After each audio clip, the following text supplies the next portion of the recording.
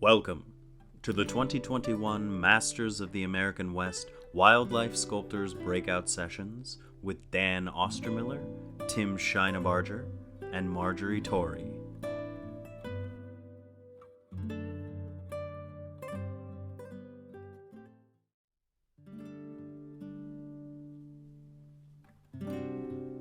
Dan Ostermiller's bronze sculptures. The Lynx.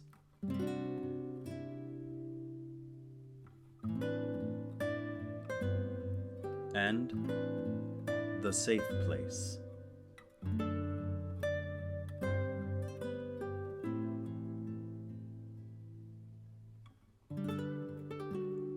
Tim Scheinebarger's bronze sculptures. Out of the North.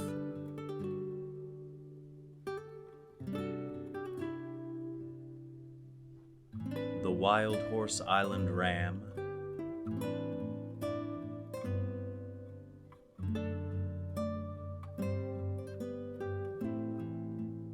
Taking a Break.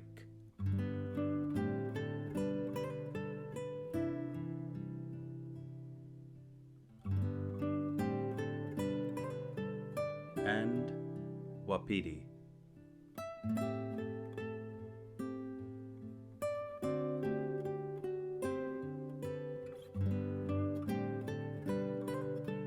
And last but not least, Margery Torrey's sculptures. Face to Face, bronze on marble.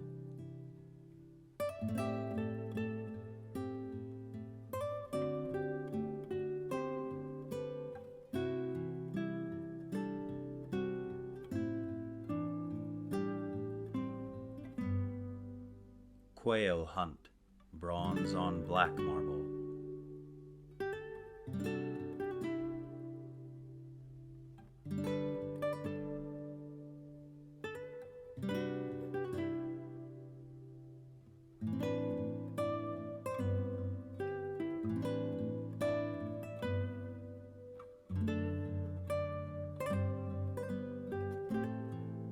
Bunny Love.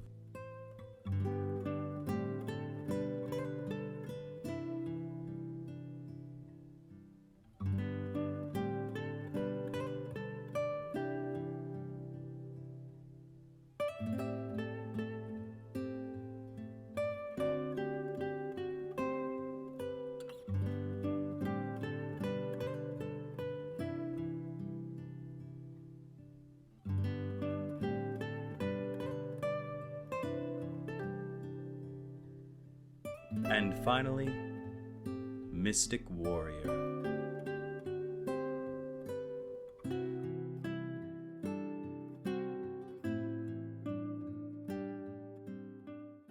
Not in person, but at least, digitally. It's been a challenge getting the work together just because of the COVID, with all the closures that we had and states shutting down. And the good news was, I had a lot of time to do new work. And so I'll start with the mountain lion. I think a lot of you know I love to work from life and how challenging that can be sometimes. But I had an opportunity up at the family place with a treed mountain lion. He was a big tomcat. And was he happy in his tree with some hounds that had, how cats and dogs don't get along. So that gave me an opportunity to do this portrait.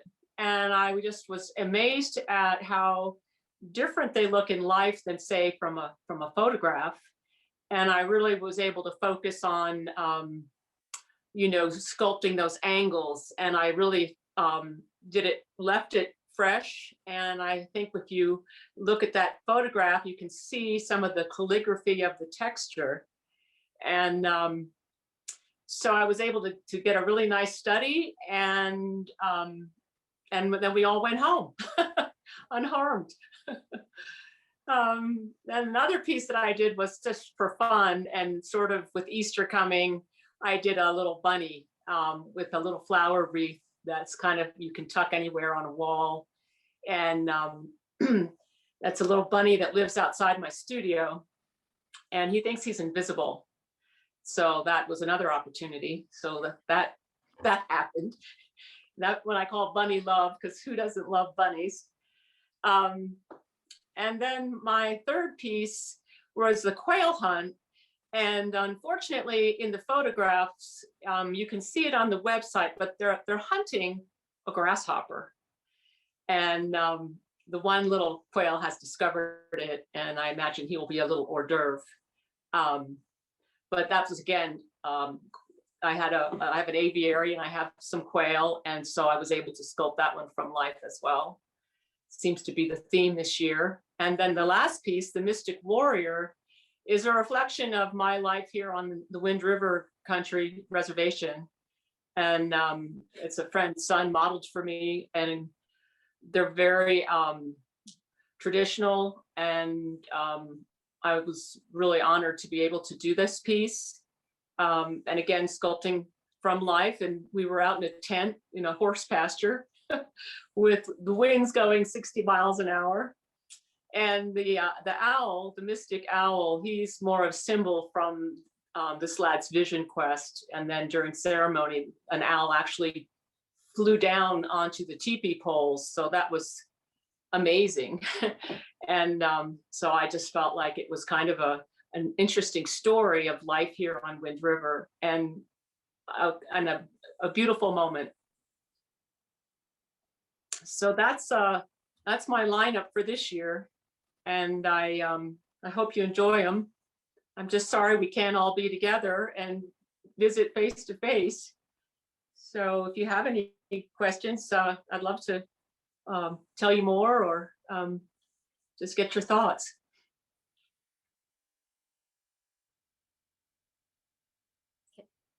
I see Maggie.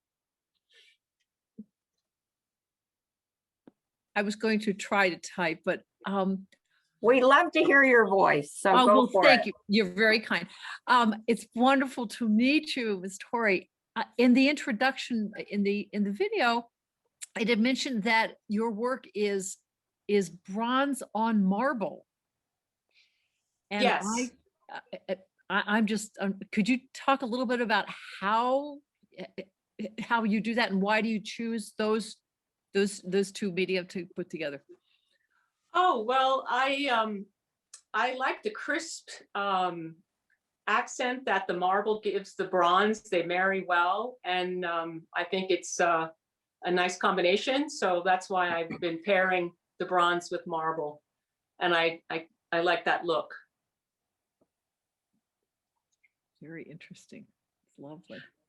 Well, thank you. You know, in that marble, I love these two ladies that have a place down in San Isidro, and I custom order that from them, and they have a quarry over in Mexico, and they're part of the fun of actually, you know, procuring the marble, and I appreciate their good work as well, and the craftsmen that make those things, because it's everything about bronze and cutting stone is difficult. I can only imagine. Oh, yes. How are, and this is my own ignorance of that, but how are they together? I mean, are they, with bronze, I think of melt, you know, how does that work, that process? Well, that's the very end. That's kind of like the icing on the cake. When the bronze is finished, I flatten the bases, you know, grind the metal, and then inside the bronze there are I have nuts to bolt through the marble. So I mark that, and then I have to drill the marble and then attach them. Oh, I see. Oh my goodness. So yeah. Margery, a question came in. Are the bronze sculptures easy to care for? Oh, absolutely. Absolutely. Just they are sealed with butcher's wax, Johnson's paste wax, and that just is a barrier between the atmosphere and any potential acids in the air or whatever that might, you know, discolor them. But if you just, you know, maybe once a year, the care and feeding of bronze, once a year, just take a little brush and put a little skiff of wax over it and then buff it back. Okay. Also, when you do small and very large pieces, is the object, does that dictate the size? I know some things are, you've done many statues for monuments, and obviously that would dictate the size. But when you're just doing animals or things running or living in your yard, how do you decide how large you'll make it? Oh, that's interesting. Yeah. Because some things I like to do life size, but obviously that would be impractical. Like if I'm doing a mountain lion, I don't think I would sculpt a life size full body lion. So I do usually like a quarter, 25% of the size. Depending on where that piece is going to go. I think a lot of people like to have them in their living rooms or on bookcases or cocktail tables. And so they're easy, they're not as heavy and get fun to look at. So that sort of dictates. And if I have a monument commission, then I'll do the big guys. Okay, I have a list here, so I'm going to start coming at you. Oh, here's one that just popped in. Is it hard to part with a specific bronze? Do you ever have trouble letting them go? Absolutely. Bingo. Oh, they are special, and I do each one. I do all my own patinas, and I do all the finish work, and I just get metal only. It comes in a heap. And then I do have my favorites, but again, I'm very, professional, and I always know there's another one to do. And I love doing new work, and I always do new work for the show as well. So, and I'm happy that they have good homes. So I hope everybody enjoys looking at them as much as I do making them. And I really appreciate that you're the wind in my wings, because I couldn't do it without support. Spreading joy. Question of Mystic Warrior. Can you talk about the significance of the owl with the warrior? That was his totem. When the young traditional natives, they still do their vision quests, and they'll be up on a hillside for 3 days without food or water, and they have lots of times things will come to them, and it depends on the person. And I just this was a story of a friend's son who shared with me this experience, and it's sort of like they are a guide, a spirit guide, and I just love that idea. Of that juxtaposition of the wildlife with the native son. And he actually lives here on Wind River, and it was just a wonderful chance to watch someone coming of age, I guess. Yeah, I love the owl. What contemporary artist influence you? Contemporary artists, well, I love Ken Bunn's work. Jerry Balsiar's, Doug Hyde. Oh my goodness, Ken Ulberg. I've got lots of, I know my faves from the past. I loved Anna Hyatt Huntington's work, Rembrandt Bugatti. And it's interesting to me how we are all doing the same thing, but it's interesting how we all have our own eye. And it's really not what you do, but how you do it. And I always compare that to look at how many bucking horses have been sculpted. And I mean, it almost would be fun to do a book of bucking horses, just to look at how everyone tackles it differently. And so I always say we're problem solvers, and different things appeal to us. And I think that's one of the things I really love about coming to the show, is that I get to visit with everybody. And I think we get a lot of energy from each other, and, cross-pollination, so to speak, between, the artists and each, our different ideas. And I love the painters also. I love looking at what they're doing, and very, very strong work. It's very, very inspiring. So, which popped up another question. Do you ever work in mediums other than bronze? Oh, absolutely. I took a page from Picasso's book. I paint, I do a lot of clay work, water clay. Absolutely. And I think that helps me with my sculpting. Do a lot of sketching. Yeah. In fact, before I became a sculptor, I really thought I was going to be a painter. I really focused on painting in my younger days. And then I went to Spain, and I started working with a sculptor over there and I just was like, oh my gosh, this is so much fun, because it's three-dimensional, and it's a challenge, the architecture of it. So that kind of, I went down that rabbit hole. Followed it. And Yeah. you studied in Spain and Italy, correct? Yeah. I did postgraduate work in Spain, and then I did a junior year. My mother was absolutely terrified of me being an artist and starving to death. So she really said, you really should study art history. You could get a job in New York, work at Sotheby's. And I'm thinking, ooh, living in New York? I mean, I love New York, but I wouldn't want to live there. I love nature and being where my subjects are. So, but I did that, and then promptly after graduation, got a job working for a taxidermist doing I was an apprentice, and my poor mother. But over time, she saw I made a career out of it. And so how long did you study taxidermy? Was it a long process, or?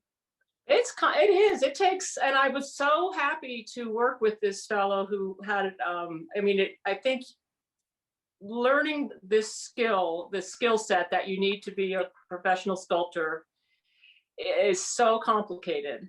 And everyone, I was able to do a lot of work. And I think this helped me with the previous question about, do you mind, parting with your work? Because I would do so many mounts that hunters would bring in, and each one, then you have to send it to its home.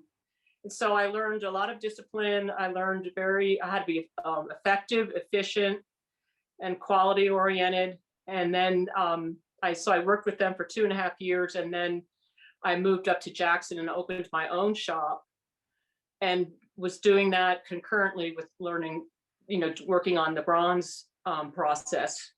Because the thing about I was also sculpting the mannequins that you mount the skins over to give the shape of the animals for the trophies. And I just felt that was a very fugitive art form, and I really wanted to move into the bronzes, and so that's what I did. I did that. Within 5 years, I was just exclusively doing bronze work.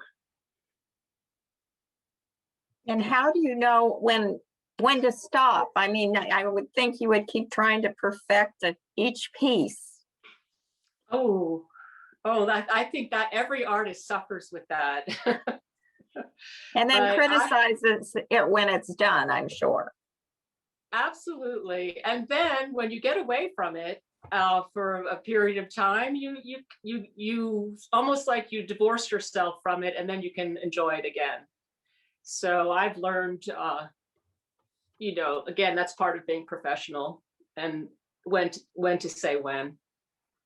I mean, now that I think I've been doing this for 37 years, so yikes.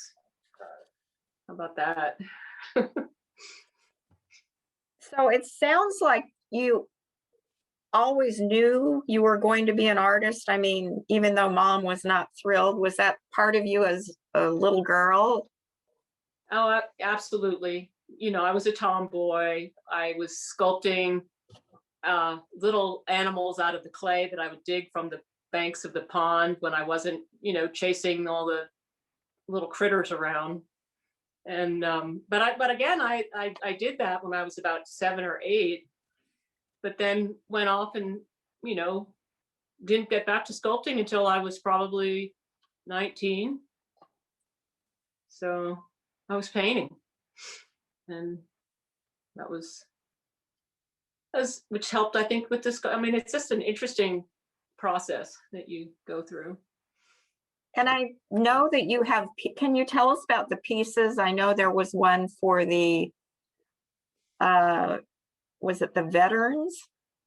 Some different pieces you have on public display that you've done. I've done quite a bit of public work. I've got things in, Callaway Gardens has 2 big monuments that I did for them. 3 actually. And then I've got Veterans Monument up here in Wyoming. I've got a large sculptures in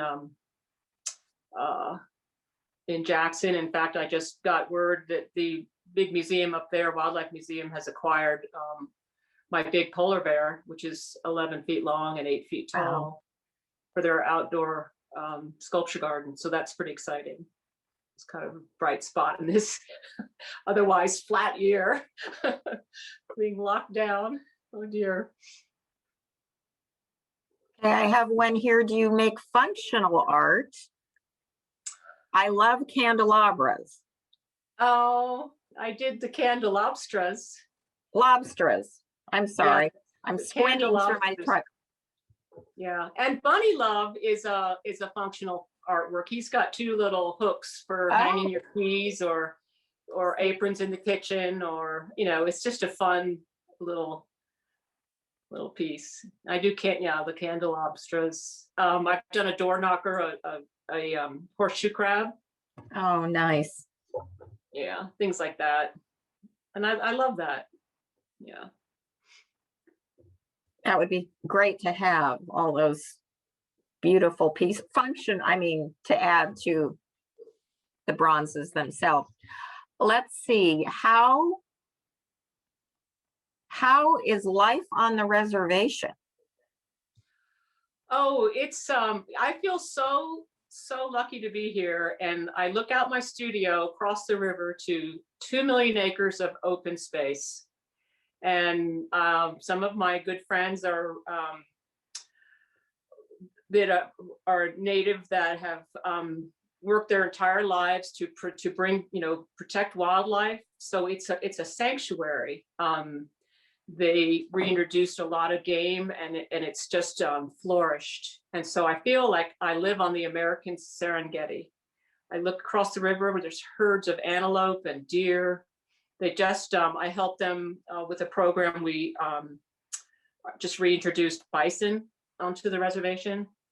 So it's a really diverse community, but I'm thrilled to be a part of it. I have a lot of. And I read, correct me if I'm wrong, that you participate in many of their ceremonies. Yes, sweats, and also some of the Native American church ceremonies that are magical. And the sweats are very healing, and I know there are a lot of cultures that have traditions of sweats. And I think, again, I feel really honored to be included. And it's been, it's a whole different way of looking at the world, their worldview, and very arduous. And there are a lot of very traditional people still practicing out on the reservation. And you have fellow artists who are on the reservations as well. They're asking about Richard Greaves and Sandy Scott. Are there others as well? There are some lovely Native artists that are practicing. Again, I think that they're not as how would I say it? They're not as commercial I mean, they're not selling their work as much, out promoting it as much. But within the community, yeah, there are beaders and painters, and we have shows here in Lander. And so, yes, and so you mentioned Sandy and Richard, and they are just stone's throw from. So it's kind of fun because Lander, we do have a nice art community here. And so when I run out of mold rubber, I can give them a ring and say, "Hey, can I borrow a cup of rubber?" There you go. And I'm sure many of the native artists have influenced you as well. I mean, obviously in the warrior, your sculpture, Mystic Warrior, but yeah, well, I've sort of done a Wind River series. I was asked by the veterans, the native veterans, to do a monument for them, and I exhibited that maquette at I think it was 2 years ago at the Masters. It's called Prayer for Peace, and I worked with the committee of elders to develop that. And so absolutely, I was also involved in saving some sacred sites. There was a lawsuit. Our ranch was sued for access, and the people, the party, wanted to put a road right through an area that was full of paintings and pictographs and petroglyphs. And so that was when I really got my introduction. So I became an activist. And I was so in awe of working with these elders who still spoke Arapaho, and would come and we would have meetings at my house and meals, and I was in awe to listen to the blessings done in Arapaho. And I felt almost like I was in another time. quite an honor to share that. Yes, and they were so fun, and they taught me sign language and different things, and it was really a treat. And remind me how long ago that was? Was that? That was in the aughts. So it's been about 10 years, 15 years. Yeah. Now I had one up here. Oh, advice to a young artist, young sculptor, somebody wanting to go that path. Do you have advice? Yeah, I would, encourage them to go visit practicing artists, people who would, I'm sure, be happy. I help people, and just to let them know how doable it is, because I think it can be intimidating. And it's very helpful to see it done. I know you can read books about it, but there's so many little ways to do things. And I know that's helped me a lot. Just people sharing their knowledge. And there's one about what kind of sign language? Oh, like if someone goes like this, it means, they're lying. It's forked tongue, That's a good one for all of us to have. Yeah, so if you're at, you can just go, yeah, okay, great. So yeah. Let's see. There was another one here. Oh, the titles. When you give a piece a title, how do you come about getting to the title? Is that important to you, or do you just? Oh, no, I think about it as I'm doing the piece. I'm wondering, what am I going to call it? And the title, I think, is helpful to help interpret what I was sort of trying to express too. Like the mountain lion face to face. I mean, how often do you get to be face to face with a lion? And usually by the time you see one in the wild and you just focus on that lion, well, he's gone. I mean, they are the ghosts of the West, and I've seen them infrequently, and when I do it, I usually just see the tail disappearing.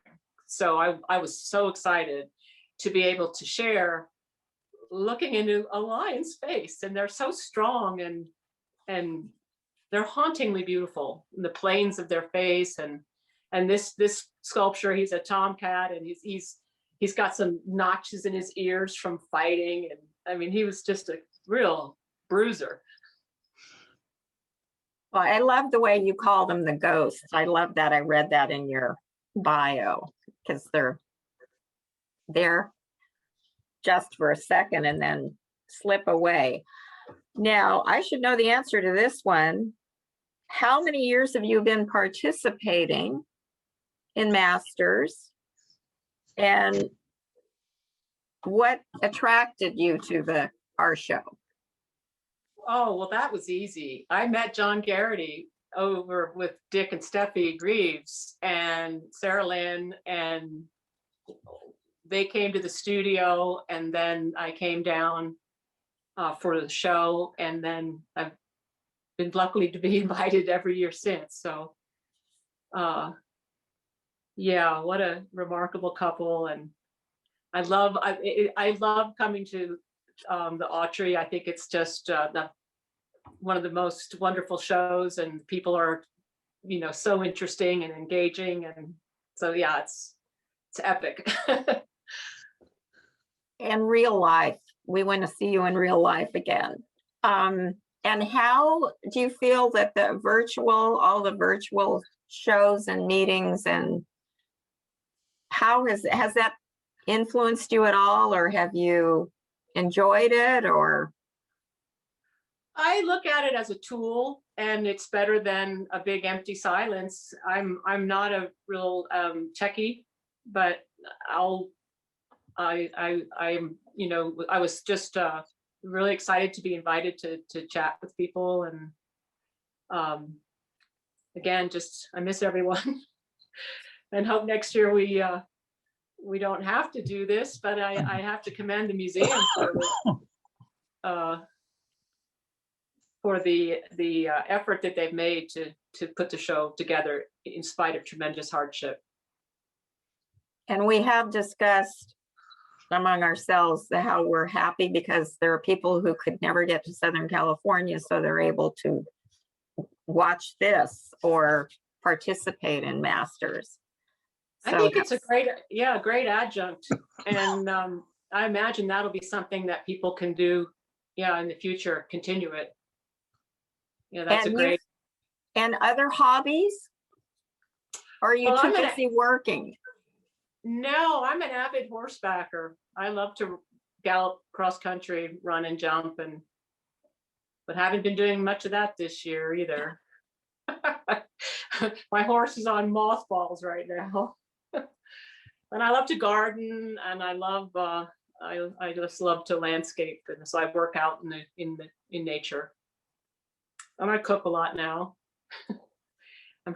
Let's see, Maggie, do you have any apprentices now? No.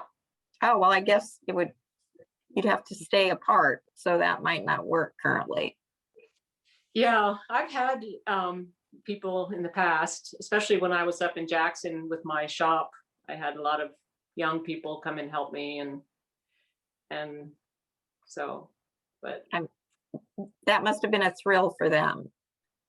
Oh, it's fun, and I enjoyed you learn new things. I mean, again, there's that richness of just sharing, and they'll come up with ideas that just astonish me. And I think, why didn't I think of that before?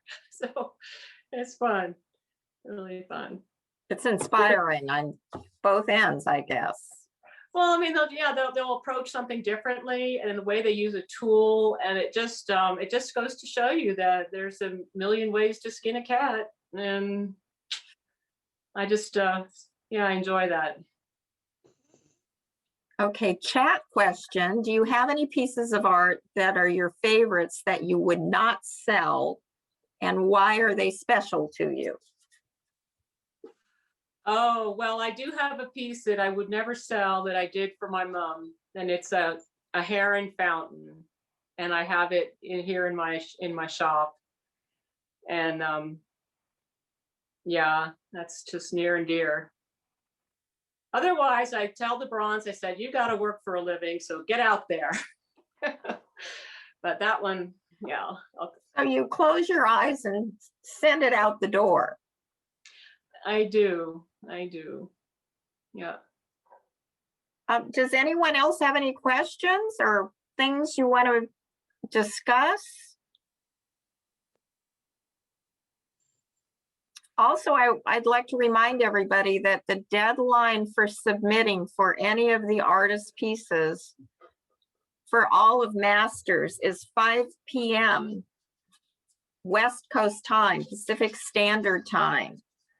So you need to get your name in for Margery's sculptures by 5 o'clock. So that's about 15 minutes away. Oh So, dear. I know, quick. I mean, I know that many of you have already put your name in for a lot of the pieces, but the cutoff is 5 our time. So, Cynthia, question? Oh, well, go for it. I have so many questions. Let's see. What would I like to know about from Margery? So, were you just born an artist, or, excuse me, or did you just decide to become an artist? Or did you know from a very early age when you were making those little clay creatures and things like that? Did you know that that was special? That's a good question. My mother was very creative, and that kind of gave me a lead, maybe. But I always like to think that everyone's an artist, because when you watch children, they just jump into things, and maybe some of us have more of a talent that way. But I think that to be an artist, you still have to put in the work. And but then it also calls to you. Just like some people want to just, want to be a doctor, I guess. So I would say that, yes, I was always on the art track. I like making things. Do you normally make more than one thing at a time, or do you just work on one piece at a time? Oh, no, I've got buckets in the works. I And do you an just- idea. Yeah. Mhm. And then I keep working on, and then I'll do something. Then I'm always fresh. So yeah, like I probably have 20 pieces around the studio in various stages of disrepair or whatever. Sort of like my crocheting projects. Mhm. Yeah, and sometimes you have to let them sit for a minute, don't you think? Yes, I get it. Yeah. Okay, one more. We have about 4 minutes left. What have you been doing besides being creative during COVID, during lockdown? Oh, that's fun. I mean, don't we all have COVID projects? Yes. So the latest one is I had a very sort of awkward space. You have to understand that my studio is in a big I have a design area, mold area, a metal shop, and a wood shop, and so it's this big metal building. And so I decided to tear out the downstairs bathrooms, and so I'm putting in a lovely shower. And I said, you know what? I'm worth it. Yeah. So that's my COVID project. And then I've also done I've done a lot of painting, and again, like I said, I've been really, because I'm cooking. And so then you get tired of like what so I signed up for master class, and I'm hanging out with, is it Thomas Keller? Nice. the different chefs and getting ideas and again, learning new ways to do things. So I mastered the pie crust. Just my partner, Chris, he really appreciates that, all the cooking. You make him do the dishes then, right? No, I spoil him. Oh, Yeah. lucky man. So, yeah. Well, this certainly has been fun, and I can't believe it's already over, that we're winding down here. Right. Does anybody have anything to say before? Maggie, go. Oh, hi. I just a logistics question, and that is, I imagine that the logistics are quite daunting for the preparing and shipping and delivering of your pieces, especially the larger ones. And I was just wondering if you had any stories to share with us about a particularly challenging incident of, or a particularly Well, challenging time when you were trying to ship off one of your larger pieces. well, you have know, 1 minute, Margery. Okay, well, I have Talk a funny fast. story. I have a funny story about that. When I do like I did the big polar bear, and I did a big, huge stag, and we moved those in the back of a pickup truck. It's just easier, just do the drive and deliver it, and you don't have to worry about somebody running into it with a forklift. But what we have found, which amuses us to no end, is that you watch the animals on the side of the road, like there'll be herds of deer and they look and then they just freak out. And that's really funny. Thank you. Oh, that's great. This is Well, lovely. thank you so much. They're about to move us away, but don't forget to go put your name in for her work, and can't wait to see you in person.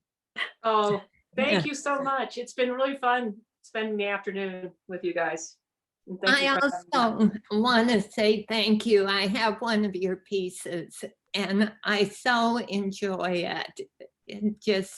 It's on a small table in my living room, and it's a marmot you made quite a few Thank you. years ago. And Thank I you just so enjoy much. it so much.